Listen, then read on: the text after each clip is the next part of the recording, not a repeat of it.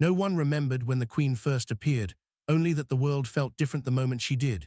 She did not arrive with thunder or fire, but with silence, a silence so deep that even the wind paused to listen. Humanity had long believed itself alone at the top of creation. Yet when the Queen stepped into history, every heart understood that she was something rare and vital. She was not crowned by gold or armies, but by the quiet agreement of billions who felt hope stir again. The Queen spoke little, yet her presence reminded people of kindness, balance, and responsibility. In her eyes lived the memory of what humanity could be at its best. When threats began to rise from beyond the stars and from within human ambition, people realized she was the living symbol of their shared future. Protecting her meant protecting themselves, and so humanity stood closer together than ever before. When the first warning came, it was dismissed as rumor and fear. Shadows moved in distant systems, and secrets stirred in powerful institutions on Earth. The Queen did not command humanity to fight. Instead, she asked a single question: would you still protect what is gentle in a violent universe? That question echoed across nations and cultures. Soldiers lowered their weapons and listened. Scientists, artists, and workers all felt the same pull. Humanity chose not because of fear, but because of meaning. Cities transformed into shelters of cooperation, borders softened, and old enemies shared watchful nights. To guard the Queen was to guard the fragile goodness that had survived centuries of conflict. Humanity discovered that unity was not forced, it was remembered. The attack came not as a single enemy, but as many. Some arrived as machines that calculated humanity as inefficient. Others came as ideologies that promised safety through control. The Queen stood at the center, calm and unbroken. Humanity formed a living shield around her, not just with weapons, but with sacrifice. Information was shared freely, lies lost their power, and courage spread faster than fear. When cities fell, people evacuated together. When systems failed, hands reached out instead of pointing blame. The Queen never asked for worship, only protection of life, and in defending her, humanity learned how strong compassion could be. Victory was never clean or easy. Many were lost, and grief walked openly through the world. Yet even in mourning, humanity did not fracture. Memorials were built not to glorify war, but to honor unity. The Queen walked among the people, listening to their pain. She reminded them that protection was not about perfection, but persistence. The enemies weakened as they failed to understand this bond. They could not calculate love, nor control a species that had chosen each other over fear. Humanity paid the price of survival, but gained something greater, a shared soul. When peace finally settled, the Queen did not claim a throne. She stepped back, knowing her role was never to rule, but to awaken. Humanity had protected their Queen, and in doing so had protected their own future. Children grew up hearing the story not as legend, but as lesson, that when something precious stands before you, you do not ask what it can give, you ask what you are willing to give for it. The Queen faded into history, but her presence remained in every act of courage and care. Humanity no longer waited to be saved. They had learned to protect what mattered most together. Long after the Queen faded from sight, humanity entered an age historians would later struggle to name. Some called it the Age of Guardians, others the Quiet Renaissance. But among the people it was simply known as after fear, after division, after the moment when humanity learned what it truly meant to protect something greater than itself. The Queen was no longer seen walking among them, yet her influence shaped every decision like gravity shapes the stars. Governments changed not through revolution, but through realization. Power was no longer measured only by force or wealth, but by responsibility and care. Leaders were expected to protect the vulnerable as fiercely as the Queen once had been protected, and when they failed, they were replaced not with anger, but with resolve. Humanity rebuilt cities not as monuments to dominance, but as ecosystems of cooperation. Towers of glass and steel were softened with gardens and open spaces, reminding people daily that survival depended on balance. Technology advanced rapidly, yet it was guided by an ethic learned during the days of defense. Just because something could be done did not mean it should be done. Artificial minds were taught empathy alongside logic. Starships were designed not only for exploration, but for rescue, and the first laws written for interstellar travel were laws of non-domination. Humanity had learned that the universe watched, just as the sky once had listened. Children born in this era did not remember the fear of the siege, but they were taught its meaning. Schools told the story not as a tale of war, but as a story of choice. Teachers asked students what they would protect if everything was at risk. And the answers were never the same. Some said family, some said truth, some said the future itself. And in every answer, the Queen lived on, not as a figure, but as a standard. Yet peace did not mean stillness. Humanity soon discovered that protection was an ongoing act, not a single victory. New challenges emerged, subtle and complex. There were worlds rich in resources but fragile in life. There were alien civilizations struggling under tyrants who saw humanity as either savior or threat. There were voices within humanity itself that whispered old ideas, that control was easier than trust, that fear was more efficient than compassion. These voices were quieter than before, but they had not vanished. They never do. In response, humanity did something unprecedented. Instead of building a single throne or council to replace the Queen, they created the Covenant of Watchers, not rulers, not commanders, but listeners, representatives chosen from every culture, every profession, every philosophy. Their duty was simple in words and difficult in practice, to ask in every crisis, what would we protect if the Queen was still here? Decisions were slow, often frustratingly so, but they were resilient. Because they were shared. As humanity spread beyond its solar cradle, the legend of the Queen spread with them. On distant stations orbiting alien suns, humans told the story around communal tables. To some species, it sounded like myth. To others, it was unsettling. A species that united not around conquest, but around protection, was unpredictable, and unpredictability made some afraid. A few civilizations tested humanity, probing borders, offering alliances that demanded dominance in return. Humanity refused gently, but firmly. They would cooperate. But they would not rule. There came a moment, generations later, when humanity faced a choice that echoed the original question the Queen had once asked. A dying star system was discovered, its inhabitants facing extinction unless relocated. The effort would cost humanity decades of resources, slow expansion, and risk internal strain. No enemy threatened them, no Queen stood before them. There was only the question, would you protect what is gentle in a vast and indifferent universe? The debate lasted years. Voices rose and fell, sacrifices were counted, fears acknowledged, and in the end, the answer was the same as it had always been: yes. The rescue became the largest cooperative effort in recorded history. Millions volunteered, not for glory, but for continuity. Entire habitats were constructed mid-flight. Cultures learned to live side by side. Mistakes were made, lives were lost, yet humanity did not turn away. When the last refugees were safe, there was no celebration of victory, only quiet relief. The universe had been reminded that humanity was no longer alone in its conscience. Some claimed that on the final day of the rescue, a figure was seen watching from the observation deck, silent, familiar, and smiling. No recording confirmed it, and no official statement was made.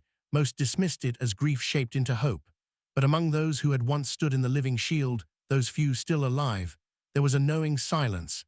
They did not need proof. They had learned long ago that the Queen did not need to be present to be protected. In the centuries that followed, humanity continued to stumble, to argue, to fail in small and sometimes painful ways.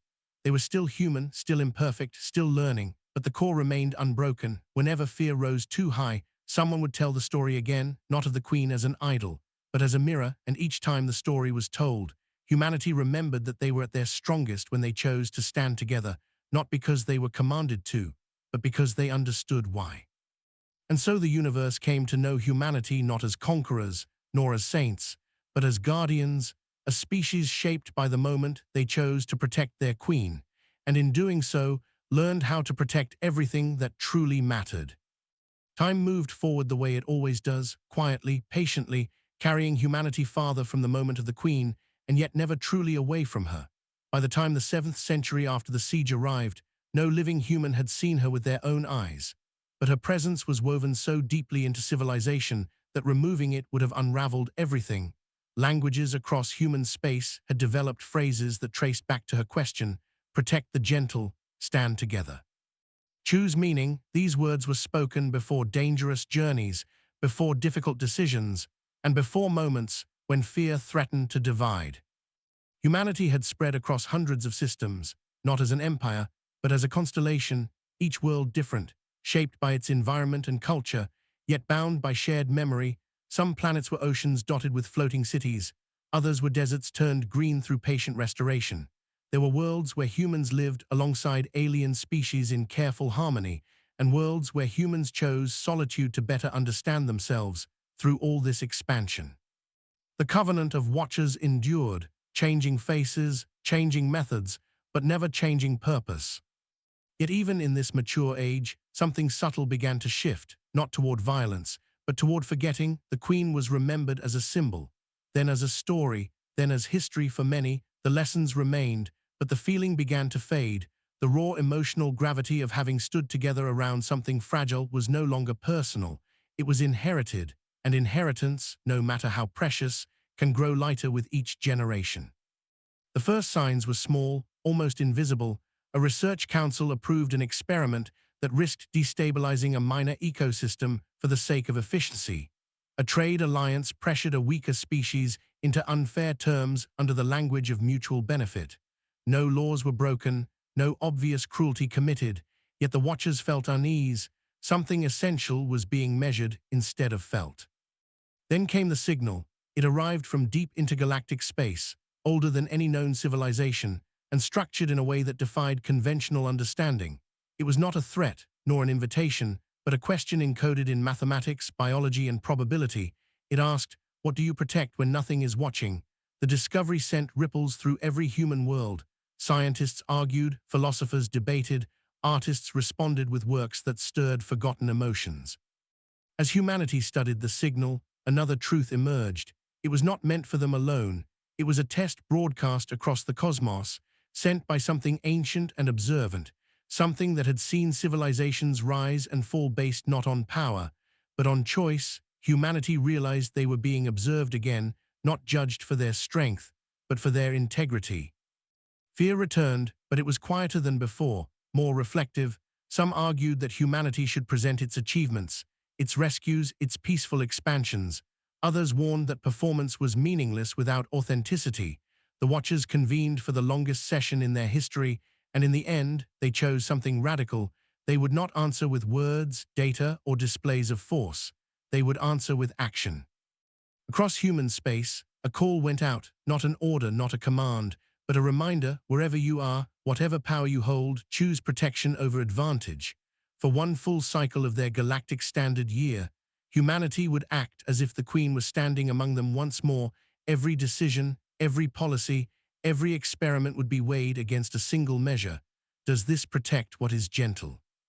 The results were immediate and profound. Projects that exploited fragile systems were paused or redesigned. Trade agreements were rewritten to favor balance over profit.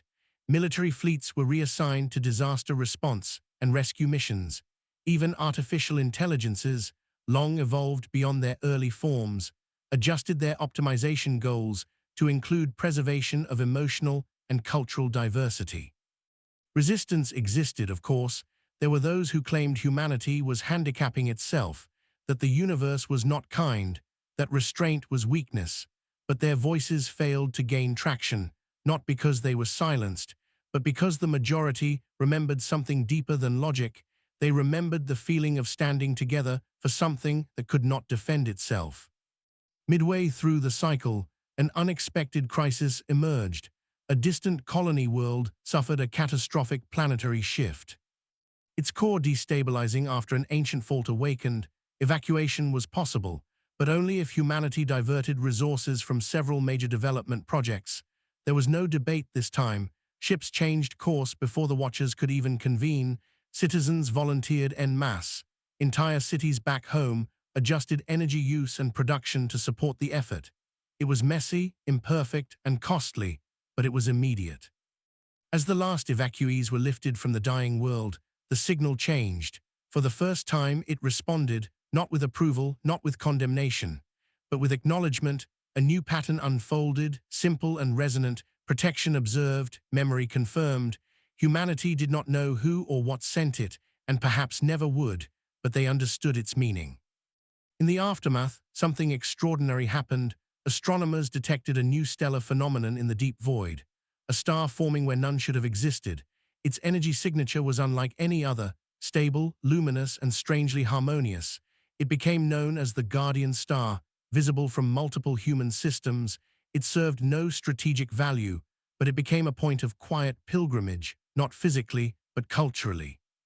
Stories spread that the Queen's memory had become something larger, not a person, not even a lesson, but a presence encoded into humanity's behavior, a gravitational center of ethics that shaped choices without demanding obedience. The Queen had not been protected into eternity by walls or weapons, but by repetition of her meaning. In time, the Covenant of Watchers transformed once more. They no longer framed their role as asking what the Queen would do. Instead, they asked, "What kind of ancestors do we choose to be?" This question guided humanity into its next era, one defined not by expansion, but by depth, by tending what had already been built. On distant worlds, children still heard the story before sleep. They imagined a figure standing calmly while an entire species chose to be better. They did not dream of crowns or battles. They dreamed of standing together, of being brave in quiet ways, of protecting something fragile simply because it mattered.